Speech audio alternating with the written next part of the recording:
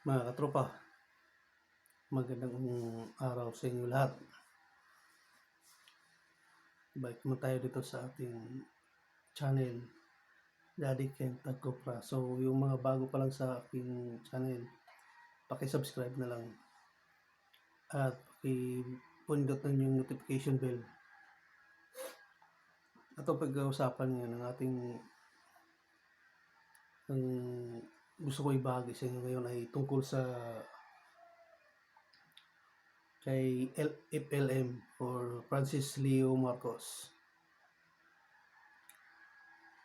Ito yung napakasikat ngayon nga tao. Instant celebrity ang nangyari sa kanya dahil sa mayaman challenge niya. Ngayon nasa kulungan siya, nasa NBI, nasa custody siya ng NBI kasi hinuli siya tungkol dun sa kanyang kasong sa optical, yung pamimigay niyang mga salamin. Ito, sa totoo lang guys,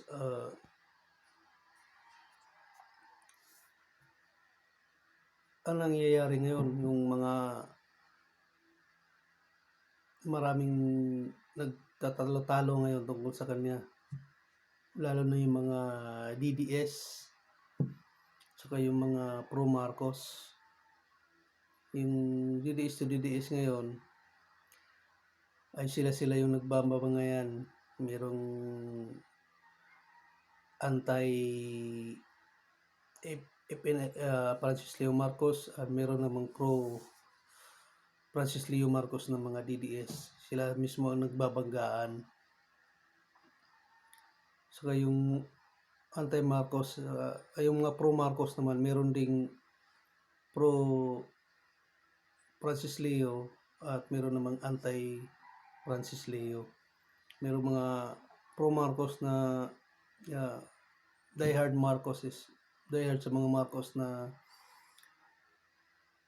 ayaw kay Francis Leo. Meron namang gustong-gusto si Francis Leo. Maganda yung ginawa ni FLM, no? Yung mga pagtulong sa kapwa, yung mayaman challenge, ito yung nagpukaw sa mga marami na tumulong. So napakamalaking bagay yun dahil sa nasa kasalukuyan tayong COVID-19 ay yun nga, marami siya natulungan, kaso hindi nga lang na-cover ng media, lalo na yung actual na pamimigay. So kunti lang talaga ang nakikita natin sa internet o sa TV na ebidensya ng actual ng pagdi-dispose ng mga bigas o manok, tilapia at saka yung kalabasa. Pero mayroong mga nagpapatunay. Yun nga lang, iba talaga yung nakukover ng media sa hindi. Kasi pag na-cover ng media, talagang marami ang nakakaalam. Hindi lang yung 1 million na subscriber niya, yung mga followers niya. Hindi lang yun makakaalam, kundi pati yung mga hindi nakaka-access sa kanya. Naaabot kasi yun ng media, lalo na yung mainstream media, yung television, radyo, yun, naaabot kasi yun. Kaya maraming makakaalam. Pero hindi yun ang nangyari. Samantalang yung paghuli sa kanya, maraming naka-cover doon, maraming nakaalam o maraming gustong ilabas yun sa TV. So yun, maraming nakaalam sa paghuli niya. Ang ano ko lang dito sa kay Francis Leo Marcos, bakit dalawa ang identity niya. Yun talaga ang medyo merong masasabi natin na depekto doon sa kanyang pagkatao. Kasi kung ikaw ay wala kang tinatago o wala kang mga krimen na ginawa or wala kang balak gumawa ng krimen, hindi ka gagamit ng dalawang pagkatao o dalawang identity, dalawang katauhan.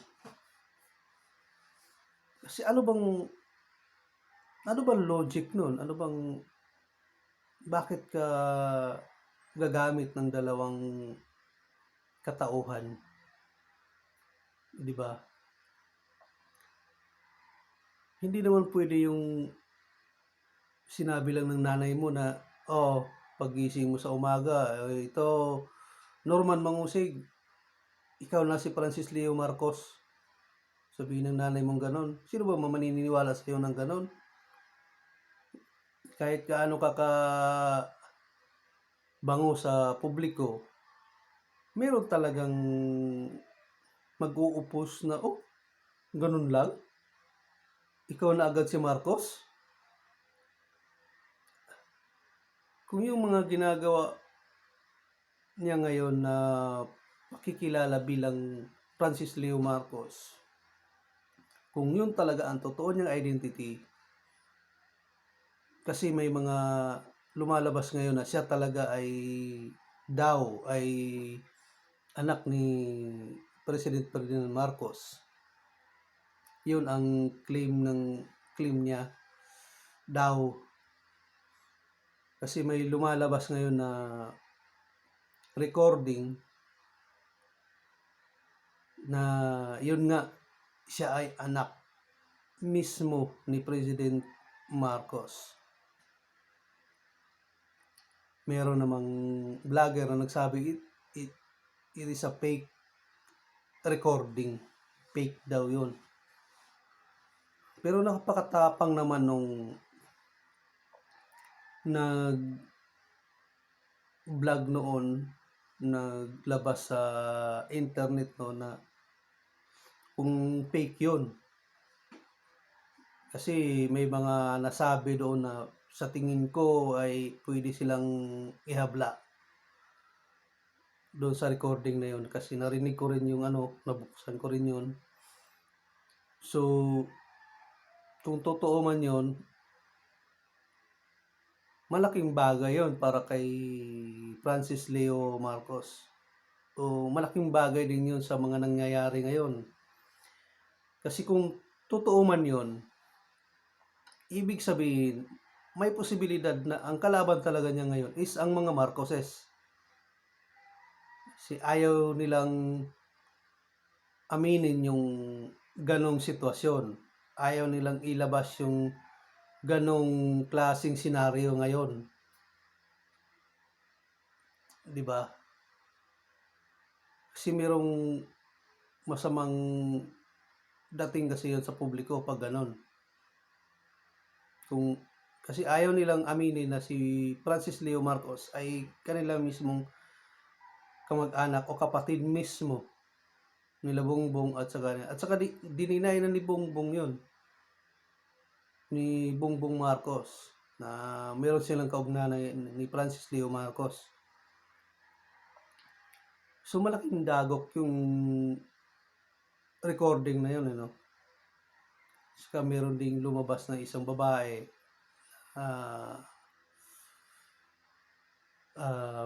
pinsan umano ni Francis Leo Marcos, at meron talagang koneksyon doon sa mga Marcoses. Kumbaga kamag-anak talaga ng mga Marcos.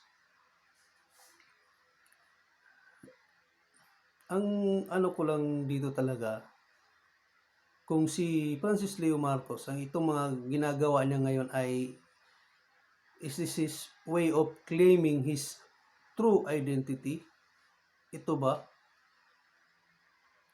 Ito ba yung way niya para ma-claim talaga yung true identity niya bilang anak ni Marcos na dahan-dahan niyang pinapakilala yung kanyang sarili sa publiko, ang tunay na identity niya. Kung ganun man, ay karapatan niya man talaga yun na makilala bilang kung sino man siya, kung sino ang tunay niyang ama at sino ang tunay niyang ina. Merong lumabas noon na ngayon na isa siyang panadero dati, ganyan, magkatrabaho ganyan. Ibig sabihin, palagay natin na hindi siya ganun kayaman dati. Nung na-claim na, nung naibigay niya yung yaman niya bilang Marcos, doon siya nagsimulang yumaman. Kasi nga, mayaman yung mga Marcoses. At saka pagkakalam ko, yung mga Antonio din sa Cordillera, kung hindi ako nagkakamali, mayayaman din yun na tao. So, kumbaga, kung totoo nga na itinago lang siya noon at ngayon na siya lumabas, nagkaroon ng mana, kaya hindi makita-kita sa BIR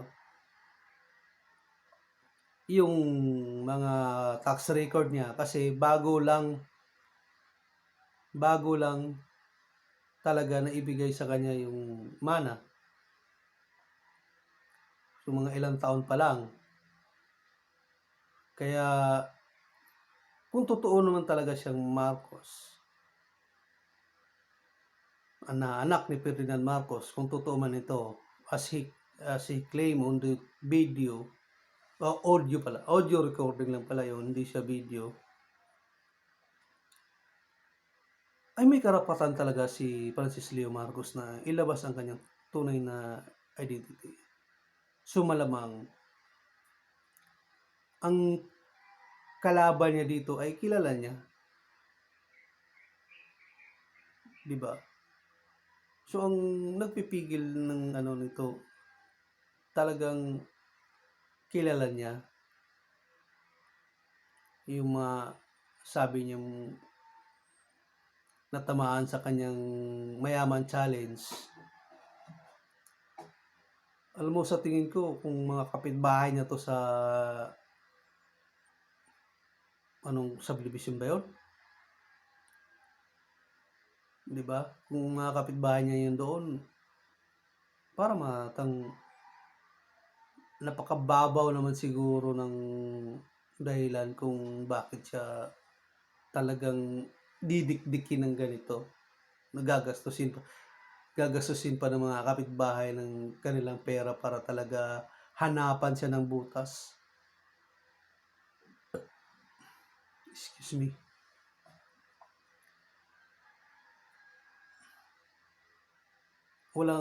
Hindi ko makita yung connection, yung kung may sense ba yung kapitbahay na kinalampag na magkaroon ng ganitong effort para talagang hilain siya pababa o kakasuhan siya o mga Kasi yung tutusin, yun si Yolin Marcos, kung yun talaga naghabla sa kanya, nung nahuli siya. Napakababaw na dahilan yung name grafting na sinasabi niya, kasi parang wala naman akong talagang napanood na name grab siya doon sa mga niya. Meron siya isang beses na nabanggit tungkol doon sa na kaibigan siya na ang sabi doon ay nakasama niya doon sa pamimigay ng mga salamin. So yun lang, doon ko lang siya narinig yung Yolin Marcos na yun. Sa tingin ko naman ay hindi yung sapat na dahilan. Maaari doon sa pera, no? Doon sa tingin ko, maaari doon sa pera na. Kasi puwede yun, eh. May puwedeng mangyari dun na yung pera, mahirap i-explain yung mga bagay-bagay tungkol sa pera nila na yun, yung sa pamimigay, kung paano nagkahatian, kung meron o wala. O kung yung sinasabi ni Francis Leo Marcos na wala siya talagang naiambag. Although sinabi niya dun sa event na meron. So yun, baka doon nagalit ito si Yulin. Kaya nangyari yung mga bagay na nangyari ngayon. Naihabla siya. Saka yung si Epa, malabo din yung pagkapaliwanag niya kung paano sila nagkakilala. Sabi niya doon sa Midas, isang araw daw, pumunta sila ni Epa. Pagdating doon, nakiusap sa kanya, napakilala, ganito, ganyan. Kung pwedeng bigyan ng kwarto, binigyan na naman. Parang malabo mangyari. Kakakilala mo lang, tapos, ayun na, gagamitin mo na yung sarili mong pribilehiyo para maibigay sa kanila yung kwarto. So, medyo malabo yun, na parang ako, personally, hindi ako naniniwala na ganun lang kasimple sila nagkakakilala nito ni Epa. Kasi wala namang taong napakabait mo naman sobra o parang wala kang inaanong protection sa iyong sarili na basta ka na lang makikipagkaibigan sa isang taong hindi mo masyadong kilala o magbibigay ng pribilehiyo agad doon sa isang tao na kakakilala mo lang. So, hindi siguro, parang malabo akong maniniwala doon sa ganong sitwasyon. So, meron siyang mga sinasabi. Ang punto ko dito is meron siyang mga sinasabing hindi ka panipaniwala doon sa mismong niya, So, pero marami nga tayong naano sa kanya dahil sa mayaman challenge niya. Oo, tama naman, tumulong naman talaga siya. At sana naman yung mga kaso niya ay hindi totoo, lalo na yung human trafficking kasi doon talaga siya madidiin, no? Meron pa daw, itong NBI, meron pa daw balak siyang kasuhan bilang isang citing to sedition umano. Yun, mabigat din na kaso yun. So sana hindi to matutuloy at sana hindi rin totoo yung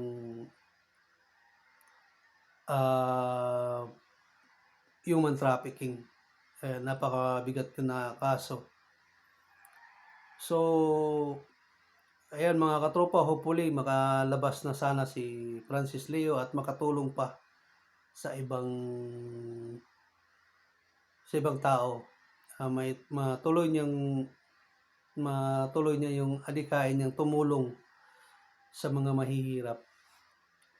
Kasi marami naman talaga siyang natulungan at noon pa pala ay tumutulong na itong mamang ito, So, wala naman talaga siyang kasong estapa. Wala naman siyang ngayon in the present, as far as I know, wala naman talaga siyang present na estapa case. O siguro naman walang hahabol, So, hindi siya estapador talaga.